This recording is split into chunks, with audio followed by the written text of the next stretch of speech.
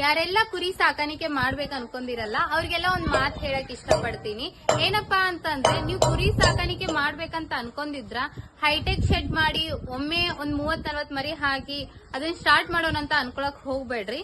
ಯಾಕಂದ್ರೆ ನೀವು ಸ್ಟಾರ್ಟ್ ಮಾಡ್ಬೇಕಂತ ಒಂದ್ಸರಿ ಮೈಂಡ್ ಒಳಗ್ ಇಟ್ಕೊಂಡಿದ್ರ ಒಂದ್ 10 ಶೆಡ್ ವಿಸಿಟ್ ಮಾಡಿ ಅವ್ರದ್ದು ಎಷ್ಟು ಲಾಭ ಐತಿ, ಅವ್ರ ಶೆಡ್ ಹೆಂಗ್ ಮಾಡ್ಯಾರ, ಯಾವ ರೀತಿ ಶೆಡ್ ಮಾಡಿದ್ರೆ ಎಷ್ಟು ಮರಿಗಳನ್ನ ಹಾಕ್ಬೇಕು ಅನ್ನೋದು ಅಷ್ಟೇ ಕಾನ್ಸಂಟ್ರೇಷನ್ ಮಾಡ್ಕೊಂಡು ಹೋಗಿ ಅಲ್ಲಿ ವಿಸಿಟ್ ಮಾಡ್ತೀರಿ ನೀವು.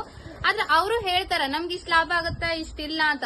ಆದ್ರೆ ಯಾರು ಹೇಳಲ್ಲ ಅದ್ರೊಳಗೆ ಪ್ರಾಬ್ಲಮ್ ಏನೈತಿ, ಎಷ್ಟು ಲಾಸ್ ಆಗುತ್ತ ಅದ್ರೊಳಗ. ಎಕ್ಸ್ಪೀರಿಯನ್ಸ್ ಇಲ್ಲಾರವ್ರು ಮಾಡಿದ್ರ ಪ್ರಾಬ್ಲಮ್ಸ್ ಬಹಳಷ್ಟು ಫೇಸ್ ಮಾಡ್ಬೇಕಾಗುತ್ತ. ಅವೆಲ್ಲ ಏನು ಅನ್ನೋದು ಏನು ಗೊತ್ತಿರಲ್ಲ. ಫಸ್ಟ್ ಅದ್ರ ಎಲ್ಲ ಬಗ್ಗೆನು ಮಾಹಿತಿ ತಿಳ್ಕೊರಿ. ಸೊ ಏನ್ ಹೇಳ್ಬೇಕು ಅನ್ಕೋತೀನಿ ಅಂದ್ರ, ನಿಮ್ಗ ಮಾಡೋದ ಇಂಟೆನ್ಷನ್ ಇತ್ತಂದ್ರ ಲೋ ಬಜೆಟ್ ಇಂದ ಸ್ಟಾರ್ಟ್ ಮಾಡ್ರಿ. ಲೋ ಬಜೆಟ್ ಇಂದ ಹೆಂಗಪ್ಪ ಅಂತಂದ್ರೆ ಒಂದ್ 5-10 ಮರಿಗಳನ್ನ ಸಾಕ್ರಿ. ನಿಮ್ ಕಡೆ ಎಷ್ಟು ಕೆಪಾಸಿಟಿ ಐತಂದ್ರ ಅಬ್ಬಬ್ಬಾ ಅಂದ್ರ ಒಂದ್ 15 ಮರಿಗಳನ್ನ ಸಾಕ್ರಿ. ಆ 15 ಮರಿಗಳೊಳಗ ಒಂದ್ 3 ತಿಂಗಳು ಸಾಕಿದ್ರ ನೀವ್ ಎಷ್ಟು ವೇಟ್ ಅದ್ರದ್ದು ಗೇನ್ ಫಸ್ಟ್ ತಿಳ್ಕೊರಿ. ಯಾಕಂದ್ರ ಈ ಕುರಿ ಸಾಕಾಣಿಕೆದೊಳಗ ವೇಟ್ ಗೇನ್ ಮಾಡೋದೇ ಇಲ್ಲೊಂದು ಚಾಲೆಂಜ್ ಆಗಿರುತ್ತೆ ನಮ್ಗಂತಂದ್ರ. ನಿಮ್ಗ ಮರಿಗಳನ್ನ ವೇಟ್ ಗೇನ್ ಮಾಡಕ್ ಆಗುತ್ತಾ, ನಮ್ಗ ಆಲ್ರೆಡಿ ಎಕ್ಸ್ಪೀರಿಯನ್ಸ್ ಐತಿ, ನಮ್ಗ ಕೆಪಾಸಿಟಿ ಐತಿ ಮರಿಗಳನ್ನ ಮೇಂಟೈನ್ ಮಾಡೋ ಅಷ್ಟು, ವೇಟ್ ಗೇನ್ ಮಾಡೋ ಅಷ್ಟು, ಅದಕ್ಕೇನೇ ರೋಗ ಬಂದ್ರು ನಾವು ಅದನ್ನ ಮೇಂಟೈನ್ ಮಾಡ್ತೀವಿ ಅನ್ನೋ ಕಾನ್ಫಿಡೆನ್ಸ್ ನಿಮ್ಮಲ್ಲಿ ಇದ್ರ ನೀವು ಮಾಡಿ ಕುರಿ ಸಾಕಾಣಿಕೆ ಮಾಡ್ರಿ. ಹೈಟೆಕ್ ಶೆಡ್ ಮಾಡ್ರಿ. ಮೊದ್ಲ 50 ಮರಿ ಹಾಕ್ರಿ, 100 ಮರಿ ಹಾಕ್ರಿ, ಅದಕ್ಕೇನು ಪ್ರಾಬ್ಲಮ್ ಇಲ್ಲ. ಬಟ್ ಯಾರೋ ಒಬ್ರು ಮಾಡ್ಯಾರ ಅವ್ರನ್ನ ನೋಡಿ ಅಥವಾ ಒಂದು ತಮ್ಲೈನ್ ಓದಿ ಬಂದು ಮಾಡ್ತೀವಂತೀವಲ್ಲ, ಅದ್ರಷ್ಟು ಬಹಳ ಲಾಸ್ ಕೊಡುತ್ತದ. ಬಾಳ ಅಂದ್ರ ಬಾಳ ಎಕ್ಸ್ಪೀರಿಯನ್ಸ್ ಇಲ್ಲಾರೆ ಮಾಡೋದು ಬಹಳಷ್ಟು ಲಾಸ್ ಆಗುತ್ತ, ಬಹಳಷ್ಟು ಪ್ರಾಬ್ಲಮ್ಗಳನ್ನ ಫೇಸ್ ಮಾಡಕ್ಕಾಗುತ್ತ. ಒಂದಿಷ್ಟು ಜನ ಲೋನ್ ಮಾಡಿ ಎಲ್ಲ ಮಾಡ್ತಾರ, ಅದಕ್ಕೆ ಸುಮ್ನೆ ಬಡ್ಡಿ ಕಟ್ಕೊಂಡ್ ಹೋಗ್ಬೇಕಾಗುತ್ತ. ಮಂದಿ ಕಡೆ ಅನ್ಸ್ಕೊಳ್ಳೋದಾಗುತ್ತ, ನೋಡ್ ಅವ್ರಿಗೇನು ಗೊತ್ತಿರ್ಲಿಲ್ಲ, ಸುಮ್ನೆ ಯಾರೋ ಮಾಡ್ತಾರಂತ ಇವ್ರು ಮಾಡತ್ತಾರ, ಈಗ ಹೆಂಗಾಯ್ತು ನೋಡು, ಹಿಂಗೆಲ್ಲ ಮಾತುಗಳು ಬರ್ತಾವ. ಸೊ ಹಂಗೆಲ್ಲ ಮಾಡಕ್ ಹೋಗ್ಬೇಡ್ರಿ. ನಿಮ್ ಮಾಡೋದೇ ಇತ್ತಲ್ಲ, ಫಸ್ಟ್ ಎಕ್ಸ್ಪೀರಿಯನ್ಸ್ ತಗೋರಿ. ಎಕ್ಸ್ಪೀರಿಯನ್ಸ್ ಇನ್ನೊಬ್ರ ಕಡೆ ಹೋಗಿ ಕೇಳ್ಕೊಂಡ್ ಬಂದ್ರೆ ಎಕ್ಸ್ಪೀರಿಯನ್ಸ್ ಆಗಲ್ಲ. ನಿಮ್ಗೆ ಎಕ್ಸ್ಪೀರಿಯನ್ಸ್ ಬೇಕಂದ್ರ ನೀವಾಗೆ ಮಾಡ್ಬೇಕದನ್ನ. ಹಂಗ್ ಮಾಡ್ಬೇಕಂದ್ರ ಒಂದ್ 10 ಇಲ್ಲ 15 ಮರಿಗಳನ್ನ ನೀವೇ ಫಸ್ಟ್ ಸಾಕಿ ನೋಡ್ರಿ ಹೆಂಗಾಗತ್ತೆ. ಈಗ ಲಾಸ್ ಅನ್ನೋದ್ ಬಂದ್ರೆ ಮರಿ ವೇಟ್ ಗೇನ್ ಆಗಲ್ಲ. ವೇಟ್ ಗೇನ್ ಆಗ್ಲಿಲ್ಲ ಅಂದ್ರೆ ನಾವ್ ಅನ್ಕೊಂಡಿರೋ ರೇಟಿಗೆ ಹೋಗೋದಿಲ್ಲ. ಅದಾದ್ಮೇಲೆ ನಾವು ತಂದಿರೋಂತ 10 ಮರಿಗಳೊಳಗ 5 ಮರಿ ಸತ್ ಬಿಟ್ರೆ ಇನ್ನ 5 ಮರಿ ಉಳಿತೈತಿ, ಅರ್ಧ ಅಲ್ಲೇ ಲಾಸ್ ಆಗ್ಬಿಡುತ್ತ. ಸೊ ಇಂಥವೆಲ್ಲ ಪ್ರಾಬ್ಲಮ್ಸ್ ಇರ್ತಾವ, ಫೇಸ್ ಮಾಡ್ಬೇಕಾಗುತ್ತ. ಇವೆಲ್ಲ ನಮ್ಗ ಪ್ರಾಬ್ಲಮ್ಸ್ ಆಗ್ಬಾರ್ದಂತ ನಿಮ್ಗ ಅನ್ಸಿದ್ರ ಫಸ್ಟ್ ಆ ಫೀಲ್ಡಿಗೆ ಇಳಿರಿ, ವರ್ಕ್ ಮಾಡ್ರಿ. ನೀವು ಒಮ್ಮೆ ಒಂದ್ 30 ಮರಿ ಸಾಕಿ ಫೀಲ್ಡಿಗೆ ಇರಿದು ಎಕ್ಸ್ಪೀರಿಯನ್ಸ್ ತಗೋತೀವಿ ಅಂತೀರಲ್ಲ, ಅದೇ ಎಕ್ಸ್ಪೀರಿಯನ್ಸ್ 5 ಮರಿ ಸಾಕಿ 10 ಮರಿ ಸಾಕಿನೂ ಸಿಗುತ್ತ. ಸೊ ಹಂಗ ಸ್ಟಾರ್ಟ್ ಮಾಡೋದು ಬೆಟರ್ ಅಂತ ನನ್ಗನ್ಸುತ್ತ. ಯಾಕಂದ್ರೆ ನಾವು ಕುರಿ ಸಾಕಾಣಿಕೆ ಮಾಡೀವಿ, ಮೇಕೆ ಸಾಕಾಣಿಕೆ ಮಾಡೀವಿ, ಕೋಳಿ ಸಾಕಾಣಿಕೆ ಮಾಡೀವಿ. ಎಲ್ಲಾ ಫೀಲ್ಡ್ ಒಳಗೂ ಹಿಂಗೆ ಕುರಿ ಅಂತ ಒಂದೇ ಅಲ್ಲ. ಸೊ ಕಂಪೇರ್ ಮಾಡಿದ್ರೆ ಕುರಿ ಮತ್ತ ಮೇಕೆ ಸಾಕಾಣಿಕೆ ಮಾಡಿದ್ರೆ ನಮ್ಗ ಕಂಪೇರ್ ಮಾಡಿ ನೋಡಿದ್ರೆ ಮೇಕೆ ಸಾಕಾಣಿಕೆ ಬೆಟರ್ ಅಂತ ಅನ್ಸೈತಿ ಕುರಿಗಿಂತಾನು. ಸೊ ಖರ್ಚು ಕಮ್ಮಿ, ಆಮೇಲೆ ಬಹಳಷ್ಟು ಅದಾವು. ಆದ್ರೆ ಇದನ್ನ ಇದೇ ವಿಡಿಯೋದೊಳಗೆ ಹೇಳಲ್ಲ ನಾನು, ನೆಕ್ಸ್ಟ್ ವಿಡಿಯೋದೊಳಗೆ ಹೇಳ್ತೀವಿ. ನಾವು ಕುರಿ ಸಾಕಾಣಿಕೆ ಯಾಕೆ ಡ್ರಾಪ್ ಮಾಡಿದ್ವಿ, ಮೇಕೆ ಸಾಕಾಣಿಕೆ ಮಾಡ್ಬೇಕಂತ ಯಾಕೆ ಡಿಸೈಡ್ ಮಾಡಿದ್ವಿ, ಆಮೇಲೆ ಕೋಳಿ ಸಾಕಾಣಿಕೆ ಹೆಂಗ್ ನಡೆದೈತಿ, ಆಮೇಲೆ ನಾವು ಕುರಿ ಸಾಕಾಣಿಕೆ ಮಾಡಿದಾಗ ಏನೆಲ್ಲ ಪ್ರಾಬ್ಲಮ್ಸ್ ಆದವು, ಏನೆಲ್ಲ ಪ್ರಾಬ್ಲಮ್ಸ್ ನ ನಾವು ಫೇಸ್ ಮಾಡಿದ್ವಿ ಅನ್ನೋದು ನಾನು ಅದಕ್ಕಂತಾನೆ ಸಪರೇಟ್ ಒಂದು ವಿಡಿಯೋ ಮಾಡಿ ಆ ಟಾಪಿಕ್ ಬಗ್ಗೆ. 2 ಪ್ರಾಬ್ಲಮ್ ಅಂತ ಫೇಸ್ ಮಾಡ್ತಾರೆ. ಈಗ ಹೆಂಗಂದ್ರೆ ಮರಿ ಚಾಯ್ಸಿಂಗ್, ಇನ್ನೊಂದು ಫುಡ್ ಪ್ರೊಸೆಸ್, ಅದು ಫೀಡಿಂಗ್ ಮಾಡೋದ್ರೊಳಗ. ಇನ್ನೊಂದ್ ಏನಪ್ಪಾ ಅಂತಂದ್ರೆ, ಈಗ ಒಂದು ಮರಿ ವೀಕ್ ಆಗಿತ್ತಂದ್ರೆ ಅವ್ರಿಗೆ ಫಸ್ಟ್ ಡೇ ಗೊತ್ತೇ ಆಗೋದಿಲ್ಲ ಆ ಮರಿ ವೀಕ್ ಆಗೈತಿ, ಅದಕ್ಕೇನೋ ಪ್ರಾಬ್ಲಮ್ ಆಗತೈತಿ ಅಂತ ಹೇಳಿ. ಅವ್ರಿಗೆ ಗೊತ್ತಾಗೋದು 2 ಇಲ್ಲ 3ನೇ ದಿನಕ್ಕ ಅಥವಾ 4ನೇ ದಿನಕ್ಕ. ಅದು ಯಾವಾಗ ಆ ಮರಿ ಪೂರ್ತಿ ಊಟ ಬಿಟ್ಟು ತಿನ್ನೋದ್ ಬಿಟ್ಟು ಒಂದ್ ಕಡೆ ಎಲ್ಲೋ ಮೂಲೆ ಕುಂತಾಗ ಓ ಆ ಮರಿಗೆ ಆರಾಮಿಲ್ಲ ಅನ್ನೋದು ಗೊತ್ತಾಗುತ್ತೆ. ಅವಾಗ ಇವ್ರು ಏನೋ ಟ್ರೀಟ್ಮೆಂಟ್ ಕೊಡಕ್ ಹೋಗ್ತಾರ. ಅದಾದ್ಮೇಲೆ ಡಾಕ್ಟರ್ ಬಂದ್ ಟ್ರೀಟ್ಮೆಂಟ್ ಮಾಡ್ತಾರ. ಅದು ಎಫೆಕ್ಟ್ ಆಗಲ್ಲ, ಯಾಕಂದ್ರ ಅದು ಮರಿಗೆ ಯಾವಾಗ ಆರಾಮಿರಲ್ಲ ಅವಾಗ ಐಡೆಂಟಿಫೈ ಮಾಡಿ ನಾವ್ ಅದಕ್ಕೆ ಏನ್ ಟ್ರೀಟ್ಮೆಂಟ್ ಕೊಡಿಸ್ಬೇಕು ಕೊಡ್ಸಿದ್ವಿ ಅಂದ್ರ ಒಂದ್ ಲೆಕ್ಕಕ್ಕೆ ಹೋಗುತ್ತ. ಆದ್ರೆ ಅದು ಹಂಗ ಆಗೋದಿಲ್ಲ. ಅವ್ರು 2-3 ದಿನ ಆಗಿಂದ ಟ್ರೀಟ್ಮೆಂಟ್ ಕೊಡಕ್ ಹೋದ್ರ ಅದು ಆ ಬಾಡಿಗೆ ಹತ್ತೋದಿಲ್ಲ. ಅದೇ ಈ ಡಾಕ್ಟರ್ ಸರಿ ಇಲ್ಲ ತಡಿ ಇನ್ನೊಂದ್ ಡಾಕ್ಟರ್ ಕರ್ಸೋನು ಅಂತೇಳಿ ಇನ್ನೊಬ್ಬ ಡಾಕ್ಟರ್ ಕಡೆನು ಟ್ರೀಟ್ಮೆಂಟ್ ಕೊಡಿಸ್ತಾರ. ಎಲ್ಲ ಮಿಕ್ಸಪ್ ಆಗ್ತಾವು, ಓವರ್ ಡೋಸ್ ಆಗ್ತಾವು. ಹಂಗಾಗಿ ಮರಿ ಉಳಿಯೋ ಚಾನ್ಸ್ ಬಹಳ ಕಡಿಮೆ ಇರುತ್ತ. ಹಂಗಾಗಿ ಎಷ್ಟೋ ಮರಿಗಳನ್ನ ತಂದಿಂದ ಒಂದ್ ಬ್ಯಾಚ್ ಒಳಗ 3-4 ಮರಿಗಳನ್ನ ಸಾಯೋದ್ ಕಾಮನ್ ಆಗ್ಬಿಡ್ತಾವ. ಈಗ ಯಾಕ ಫೀಲ್ಡಿಗೆ ಇಳಿದ್ಮೇಲೆ ಲಾಸ್ ಆಗುತ್ತಾ, ಪ್ರಾಬ್ಲಮ್ಗಳನ್ನ ಫೇಸ್ ಮಾಡ್ಬೇಕಾಗುತ್ತ, ಆಮೇಲೆ ಇನ್ನೊಬ್ರಿಗೆ ಸಿಕ್ಕಂತ ಸಕ್ಸಸ್ ನಮ್ಗ ಯಾಕೆ ಸಿಗಲ್ಲ ಅನ್ನೋ ಡೌಟ್ ಬರ್ಬೋದು. ಯಾಕ ಅವ್ರಿಗೆ ಸಿಕ್ಕಂತ ಸಕ್ಸಸ್ ನಮ್ಗ ಸಿಗಲ್ಲ ಅಂತ ಅನ್ನೋದಾದ್ರ ಅವ್ರು ಆಲ್ರೆಡಿ ಎಕ್ಸ್ಪೀರಿಯನ್ಸ್ ಆಗಿರ್ತಾರ. ಮೊದಲು ಸಣ್ಣ ಪುಟ್ಟ ಅಂದ್ರೆ ಸ್ಮಾಲ್ ಸ್ಟೆಪ್ ಇಟ್ಕೊಂಡು ಈಗೆಲ್ಲ ಹೈಟೆಕ್ ಶೆಡ್ ಬಂದಾವ ಅಂತ ಹೇಳಿ ಮಾಡ್ಕೊಂಡಿರ್ತಾರ. ಅವರೆಲ್ಲ ಮೊದ್ಲೇ ಎಲ್ಲ ಮಾಡಿಬಿಟ್ಟಿರ್ತಾರ. ಈಗ ಇವ್ರದೆಲ್ಲ ಹಂಗಾಗಲ್ಲ. ಮೇನ್ ಪ್ರಾಬ್ಲಮ್ ಏನಂದ್ರ ಮರಿ ಚಾಯ್ಸಿಂಗ್ ಇರುತ್ತೆ. ಅದ್ರೊಳಗ ಮರಿ ಹೆಂಗ್ ಚಾಯ್ಸ್ ಮಾಡ್ತೀವಿ ಹಂಗ ನಮ್ಗ ಸಕ್ಸಸ್ ಸಿಗುತ್ತ. ಮೇನ್ ಪಾಯಿಂಟ್ ಅದೇ. ಸೊ ಮರಿ ಚಾಯ್ಸಿಂಗ್ ಒಳಗ್ ನಾವೇನಾದ್ರೂ ಫೇಲ್ ಆದ್ವಿ ಅಂದ್ರ ಬೇಸ್ಮೆಂಟ್ ಬೇಸಿಕ್ ಏನ್ ಅಂತಾರಲ್ಲ ಅದೇ ಫೇಲ್ ಆಯ್ತಂದ್ರ ನೆಕ್ಸ್ಟ್ ನಾವ್ ಏನೇ ಮಾಡಕ್ ಹೋದ್ರು ಸಕ್ಸಸ್ ಅನ್ನೋದು ಸಿಗೋದಿಲ್ಲ. ಸೊ ಹಂಗಾಗಿ ಮರಿ ಚಾಯ್ಸಿಂಗ್ ಕರೆಕ್ಟ್ ಆಗಿ ಮಾಡ್ಕೋಬೇಕು. ಅದಾಗಿಂದ ಅದು ಫೀಡಿಂಗ್ ಅಂತ ಬರುತ್ತ. ಫುಡ್ ಪ್ರೊಸೆಸ್ ಅದ್ರದ್ದು ಕರೆಕ್ಟ್ ಆಗಿರ್ಬೇಕು. ಈಗ ಕೆಲವೊಂದಿಷ್ಟು ಜನ ಮಾಡ್ತಾರ. ಹೆಂಗ್ ಮಾಡ್ತಾರ ಅಂದ್ರ ಅವ್ರದೊಂದು ಮೆಥಡ್ ಇರುತ್ತ, ಪ್ರೊಸೆಸ್ ಇರುತ್ತ ಹಾಕೋದು.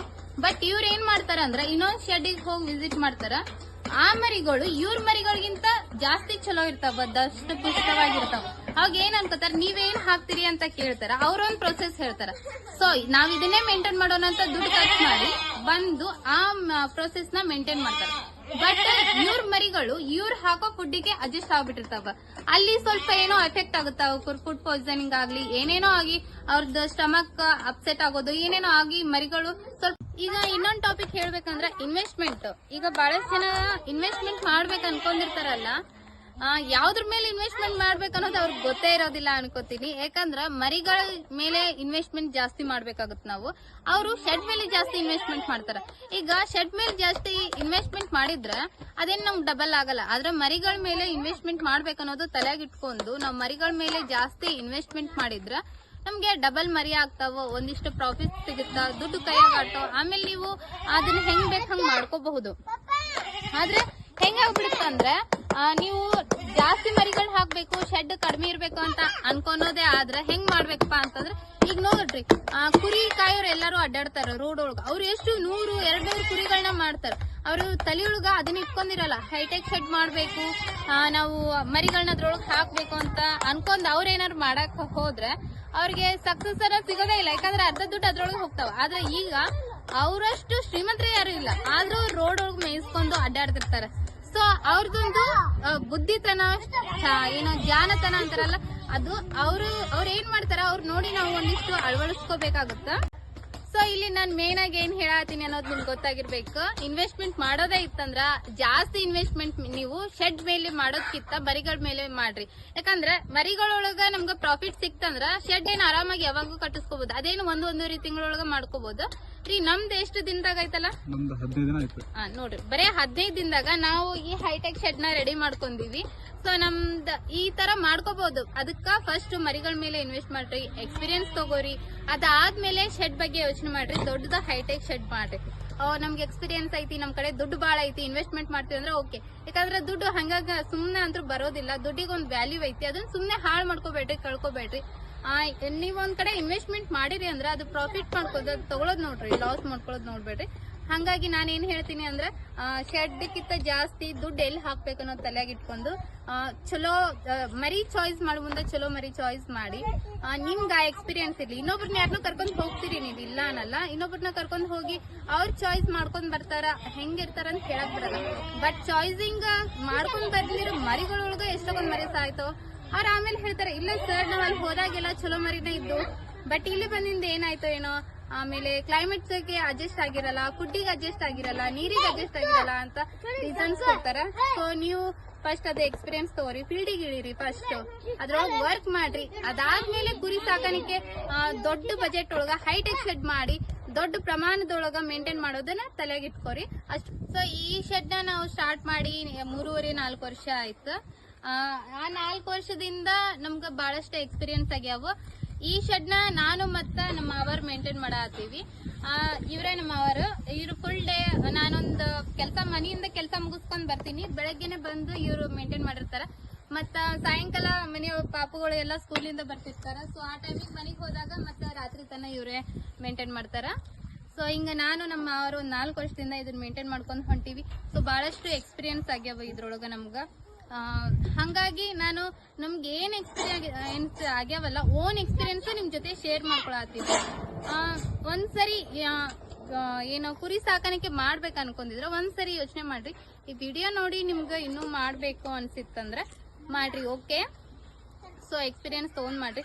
ಇದನ್ನ ಕೇಳಿ ಇನ್ನೊಬ್ರ ಕಡೆ ಹೋಗಿ ಶೆಡ್ ವಿಸಿಟ್ ಮಾಡಿದ್ರೆ ಅವ್ರು ಹೇಳ್ತಾರೆ ಎಲ್ಲ ಓಕೆ ನಾರ್ಮಲ್ ಹೇಳ್ತಾರ ಹಂಗೆ, ಬಟ್ ಪ್ರಾಫಿಟ್ ಐತಿ ಮಾಡ್ರಿ ಅಂತ ಹಂಗ್ ಮಾಡಕ್ ಹೋಗ್ಬಿಡ್ರಿ. ಎಕ್ಸ್ಪೀರಿಯನ್ಸ್ ತಗೊಂಡ್ ಮಾಡೋದಿಸ್ ಬೆಟರ್ ಅಂತ ನನ್ಗೆ ಅನ್ಸುತ್ತಾ. ಸೊ ಅದನ್ನ ನಿಮ್ ಜೊತೆ ಶೇರ್ ಮಾಡ್ಕೊಳತೀನಿ. ನಮ್ದು ಒಂದ್ ಕುರಿ ಶೆಡ್ ಐತಿ. ನಾವು ಕುರಿ ಸಾಕಾಣಿಕೆ, ಮೇಕೆ ಸಾಕಾಣಿಕೆ ಹಾಗೂ ಕೋಳಿ ಸಾಕಾಣಿಕೆ ಮಾಡೀವಿ. ಆಮೇಲೆ ಈಗ ಸದ್ಯಕ್ಕೆ ಒಂದು 3 months ಆಯ್ತು ಗ್ಯಾಪ್ ಕೊಟ್ಟಿವಿ. ಅದು ಯಾಕೆ ಗ್ಯಾಪ್ ಕೊಟ್ಟಿವಿ, ಏನ್ ರೀಸನ್ ಅನ್ನೋದು ನಾನು ನೆಕ್ಸ್ಟ್ ವಿಡಿಯೋದೊಳಗೆ ಅದೇ ಒಂದು ಟಾಪಿಕ್ ತಗೊಂಡ್ ಮಾತಾಡ್ತೀನಿ ಅಂತ. ಬಟ್ ಈ ವಿಡಿಯೋದೊಳಗೆ ಇಷ್ಟೇ ಹೇಳೋದು. ಈ ವಿಡಿಯೋ ನಿಮ್ಗೆ ಏನಾದ್ರೂ ಯೂಸ್ಫುಲ್ ಅನ್ಸಿದ್ರ, ನಾನ್ ಕೊಟ್ಟಿರೋಂತ ಮಾಹಿತಿ ಒಂದಿಷ್ಟು ಜನ ನೋಡಿ ಮಾಡಿರ್ತಾರಲ್ಲ ಅವ್ರಿಗಂದ್ರು 100% ಅನ್ಸಿರುತ್ತ. ನಾನ್ ಹೇಳಿರೋ ಟಾಪಿಕ್ ಪ್ರತಿಯೊಬ್ಬರಿಗೂ ಅನ್ವಯಿಸುತ್ತ. ಸೊ ಹಂಗಾಗಿ ನಿಮ್ಗೆ ಏನಾರ ಯೂಸ್ಫುಲ್ ಅನ್ಸಿದ್ರ, ನಾನ್ ಹೇಳಿರೋದು ಎಷ್ಟೋ ಜನಕ್ಕ ಅದು ರಿಯಲಿಸ್ಟಿಕ್ ಅಂತ ಅನ್ಸಿದ್ರ ಈ ವಿಡಿಯೋನ ಲೈಕ್ ಮಾಡ್ರಿ. ಆಮೇಲೆ ನನ್ನ ಚಾನೆಲ್ ಸಬ್ಸ್ಕ್ರೈಬ್ ಮಾಡ್ಕೊರಿ. ನಿಮ್ಗೆ ಗೊತ್ತಿದ್ದವ್ರಿಗೂ ಶೇರ್ ಮಾಡ್ರಿ, ಅವ್ರಿಗೂ ಹೇಳ್ರಿ ಸಬ್ಸ್ಕ್ರೈಬ್ ಮಾಡ್ಕೊರಿ ಅಂತ. Thank you for watching. ನಮಸ್ಕಾರ.